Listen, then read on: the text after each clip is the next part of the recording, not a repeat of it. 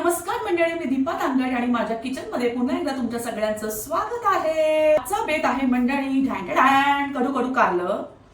आता कारल्याच्या ना मी n नंबर ऑफ रेसिपीज बनवते। मी कडू कारलं कच्चं पण खाते, पण ही रेसिपी आहे ही फक्त स्पेशली मुलांसाठी आहे जे कारलं खात नाहीत।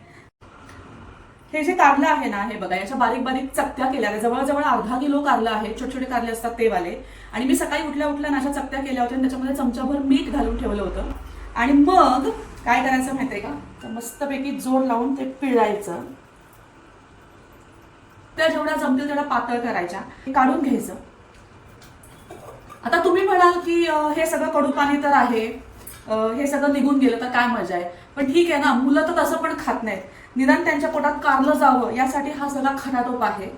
आणि तुम्हाला जर खूपच वाटत असेल की हे पाण्याचं करायचं काय, हे वेस्टेज आहे, तर मग काय, घ्या की पिऊन, करू का ट्राय?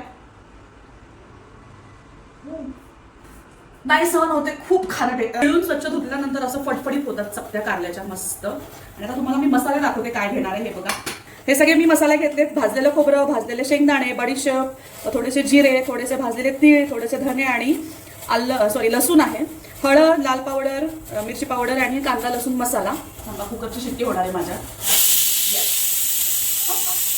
आता याच्यामधला ना एखादा इन्ग्रेडियंट कमी जास्त असेल तरी चालेल। हे बघा मंडळी, हे असं ओबडधोबड असं मस्त कोरस मिक्सचर झालं पाहिजे।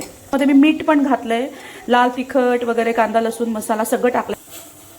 आता मी डायरेक्ट हळद टाकणार आहे, तेल चांगलं तापलेलं आहे, आणि कढीपत्ता टाकणार आहे घेतलेला मस्तपैकी। येस, हे हका राहिल्यानंतर आणि मी लगेच एक कारली टाकून देते त्याच्यात। मसाला टाकला ना की मग कारली नीट परतली जात नाही, त्यामुळे अगोदर कारली अशी मस्तपैकी परतून घेतो। आता आपण या मसाल्यामध्ये सगळं टाकलं, अगदी मीठ सुद्धा टाकलेलं आहे। त्यामुळे आता काय करायचं माहिती आहे का, डायरेक्ट हा जो मसाला आहे की नाही, हा डायरेक्ट टाकून द्यायचा।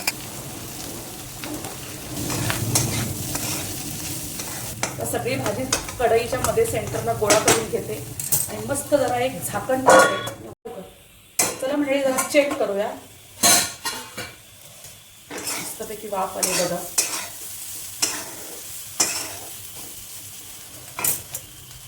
की मस्त साधी सिंपल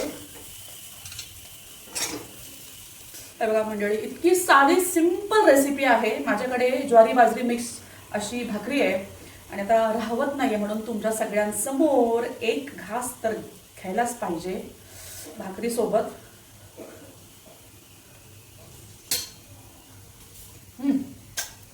चला बाय।